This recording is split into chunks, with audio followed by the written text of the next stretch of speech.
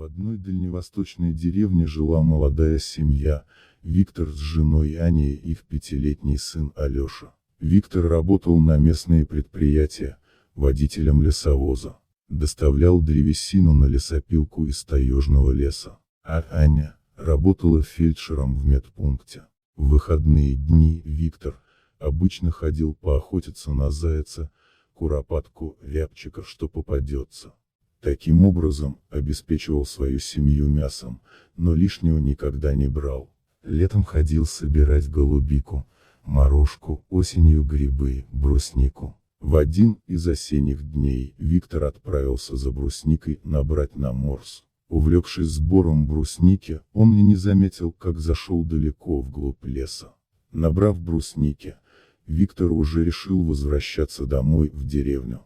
Но внезапно неподалеку услышал какой-то звук.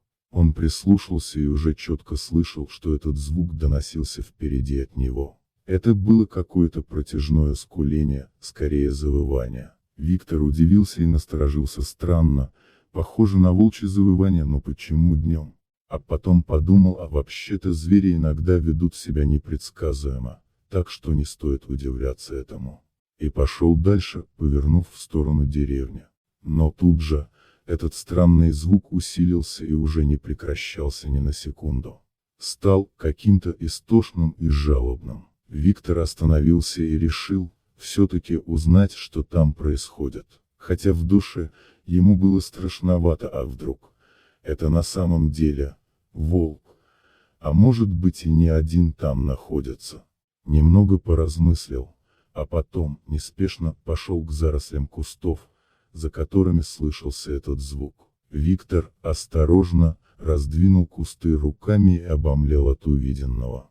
На траве, под кустом, лежал волчонок-подросток с окровавленным, рваным ухом и глубокой зияющей раной на боку. Он лежал не двигаясь, жалобно скулил и истошно выл, будто плакал.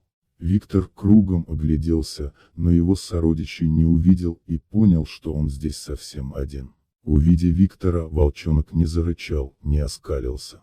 Он просто на мгновение замолчал, притих и только жалобно, с отчаянием, с какой-то мольбой в глазах, посмотрел на Виктора и снова заскулил. Виктор, как охотник, понимал, что волчонок эти раны, скорее всего, получил во время охоты на кабана, который оборонялся и поранил его своими клыками. Видно, еще неопытен и не рассчитал свои силы, столкнувшись с кабаном, подумал он, оставлять здесь тебя нельзя, рана на боку очень глубока, такую рану не залижешь, как делают обычно звери.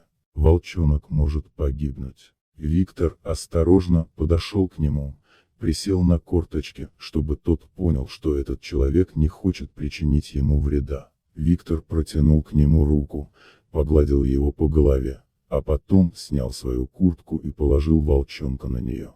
Затем взял его на руку, забрал корзинку с брусникой и спешно отправился домой в деревню. Дома он все рассказал Ане. И они решили оставить его у себя, вылечить, подкормить его, пока не наберется сил. А потом будет видно, что с ним делать дальше. Возможно, волчонок сам решит, где ему лучше быть, у нас или в дикой природе, решили они. Аня обработала и зашила волчонку рваную рану на боку. Алеша был очень рад, что у них появился этот волчонок, тем более он мечтал о собаке. Он вместе с мамой и папой ухаживал за ним, кормил его, играл с ним во дворе. Вскоре у волчонка рана на боку зажила. Виктор смастерил ему большую, добротную будку. Волчонок был чисто серый, и они ему дали кличку Серый, рваное ухо. Так он прижился у них, привык к ним очень, и они к нему привязались, а для Алеши он стал верным, добрым другом. Прошли осень, зима, весна, лето. Серый стал большим, сильным волком, по поведению добрым. Но на односельчан он все равно нагонял какой-то страх. Ведь это же волк. Говорили они и уже начали высказывать свое недовольство: негоже держать волка во дворе дома. Пришлось закрыть Серого в большом вольере, который соорудил для него Виктор. Правда, на цепь Серого он не сажал. Но вскоре Серый затосковал, у него пропал аппетит, а начали стал выть на всю деревню. Виктору было неудобно перед односельчанами, за эти ночные песни, исходящие от Серого, и наконец семья, посоветовавшись друг с другом, решили отпустить волка на волю.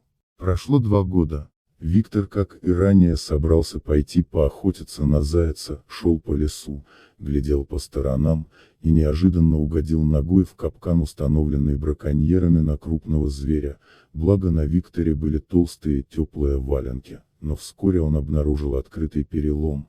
Он начал думать, как ему добраться до деревни, и он принял решение ползти, тем более было не особо-то и далеко, думал он, уже наступал вечер. Виктор полз и услышал вой волков, внезапно перед ним появился волк. Виктор подумал, что это все конец, но приглядевшись, Виктор обнаружил, что у этого волка разорвано ухо.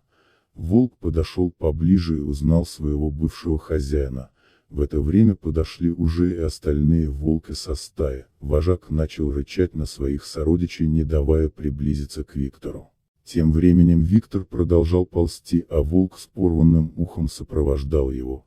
В итоге Виктор дополз до своего дома.